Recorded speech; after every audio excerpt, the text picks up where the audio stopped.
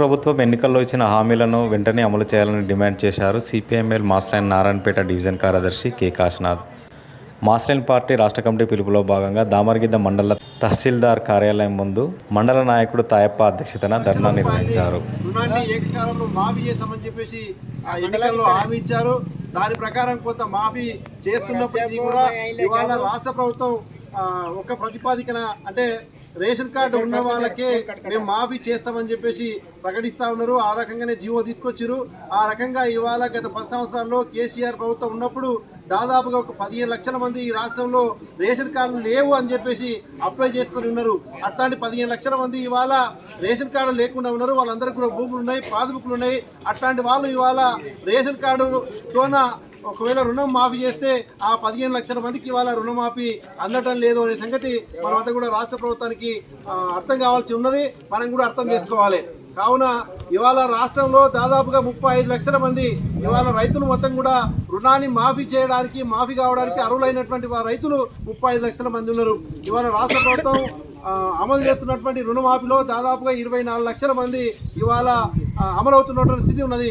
ఆ రకంగా మనం చూసినప్పుడు దాదాపుగా 14-15 లక్షల మంది రైతులకు ఇవాళ రుణమాఫీ కావడం లేదనే సంగతి ఈ లెక్కల ప్రకారం మనకు అర్థమవుతున్నది. దీనికి కారణం ఏంటంటే రేషన్ కార్డు లేకపోవడం.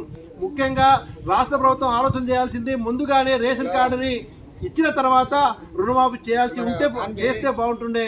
ఆ రకంగా రేషన్ కార్డులు ఇవ్వకుండా ఇవాళ దానికి రేషన్ కార్డు లింక్ పెట్టడం అనేది సవాలు కాదు. కాబట్టి మీరు ఖచ్చితంగా రేషన్ కార్డుని ప్రాతిపదిక లేకుండా దానిని రుణమాఫీని అమలు చేయాలని చెప్పేసి మేము మాస్లైన్ పార్టీగా డిమాండ్ చేస్తా ఉన్నాం. అదే రకంగా మీరు అధికారంలోకి రాగానే 2000 పెన్షన్ ఏదైతే ఉన్నదో దాన్ని 4000 చేస్తామని చెప్పేసి కూడా ప్రకటించి ఉన్నారు. కానీ ఇప్పటిదాకా ప్రకటించలేదు. ఈ రకంగా అనేక హామీలు రేషన్ కార్డులు కావచ్చు, ఇవాళ ఇండ్లు కూడా ఇవాళ రాష్ట్ర వ్యాప్తంగా దాదాపుగా 30 లక్షల మంది ఇండ్లు లేకుండా ఉన్నటువంటి స్థితి ఇవాళ ఉన్నది. ఇప్పటికే వర్షాలు కురుస్తూ ఉన్నాయి. వాళ్ళందరూ కూడా చాలా ఇబ్బందులు పడుతున్నటువంటి స్థితి ఉన్నది. కాబట్టి వెంటనే రాష్ట్ర ప్రభుత్వం ఆలోచన చేసి దాదాపుగా 30 లక్షల మందికి ఇవాళ ఇండ్లు కట్టించాల్సిన బాధ్యత ఈ ప్రభుత్వంపై ఉన్నది. కానీ అట్లాంటి ప్రక్రియలు ఏవి కూడా ప్రారంభించలేదు. కాబట్టి వెంటనే ప్రారంభించి పేదలకు ఇల్లు నిర్మించాలని చెప్పేసి మేము ఈ సందర్భంగా డిమాండ్ చేస్తా ఉన్నాం. అదే రకంగా ఇవాళ మీరు ఏదైతే దాదాపుగా 200 హామీలు ఇచ్చారో ఆ 200 హామీల్ని ఇవాళ అమలు చేయాల్సిన బాధ్యత రాష్ట్ర ప్రభుత్వంపై ఉన్నది.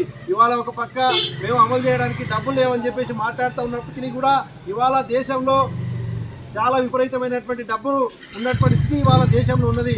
ఇవాళ చాలామంది కార్పొరేట్ శక్తులకు ఇవాళ చాలా విపరీతమైనటువంటి మాఫీలు ప్రకటించారు.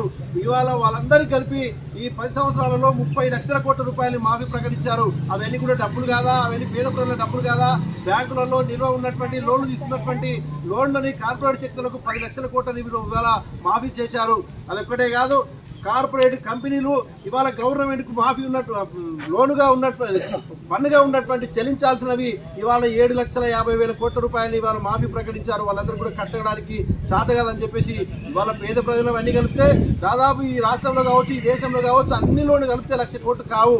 కానీ ఆ 1,00,000 కోట్లని ఇవాళ మాఫీ చేయడానికి ఇవాళ మీకు అంతా కూడా మనసు ఒప్పడం లేదు. అవి లేవని చెప్పేసి ఇవాళ అట్లాంటి డబ్బులు ఏనికే లేవని చెప్పేసి ఇవాళ మాట్లాడుతూ ఉన్నారు. కాబట్టి ధనవంతులతో మొత్తం డబ్బంతా కూడా ధనవంతులు ధరికి చేరిపోతూ ఉన్నది. పేదల రక్త మాంసాలని చెమట మొత్తం కూడా జరగలాగా ఇవాళ పిండి పిప్పి చేస్తూ ఉన్నటువంటి స్థితి ఇవాళ ధనవంతులకు ఉన్నది.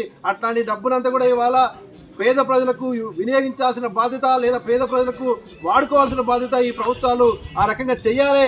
ఆ రకంగా చేయకపోగా ఇవాళ బడ్జెట్లలో మొత్తంగా వాళ్లకు ధనవంతులైన కార్పొరేట్ శక్తులకే ఇవాళ పెద్ద పీట వేసి వాళ్ళకు న్యాయం జరిగే రకంగానే ఇవాళ బడ్జెట్ని రూపకల్పన చేస్తూ ఉన్నటువంటి స్థితి ఇవాళ కనిపిస్తూ ఉన్నది.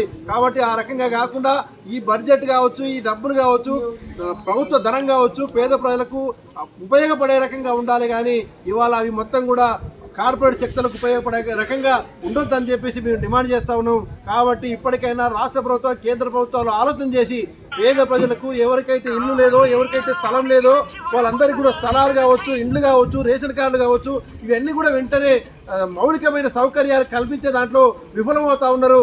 వాటిని వెంటనే కల్పించాలని చెప్పేసి ఈ సందర్భంగా మేము మాస్లైన్ పార్టీగా డిమాండ్ చేస్తూ ఉన్నాం.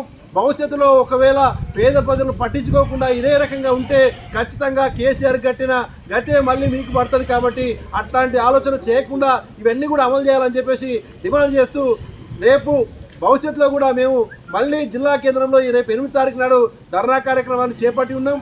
ధర్నా ఆడికి కూడా స్పందించకపోతే మేము అసెంబ్లీని ముట్టడించడానికి కూడా ఏమాత్రం కూడా వెనకాడమని చెప్పేసి 21 తారీఖు అసెంబ్లీ ముట్టడి కూడా ఉంటుంది. కాబట్టి మీరు అంతలోగా వీళ్ళందరికీ కూడా మీరు ఇచ్చినటువంటి హామీల్ని అమలు చేయాలని చెప్పేసి ఆ రకంగా అమలు అయ్యే వరకు మాస్లైన్ పార్టీ ప్రజల పక్షాన నిలబడుతుంది, పోరాడుతుందని చెప్పేసి తెలియజేస్తూ నేను ముగిస్తా ఉన్నా.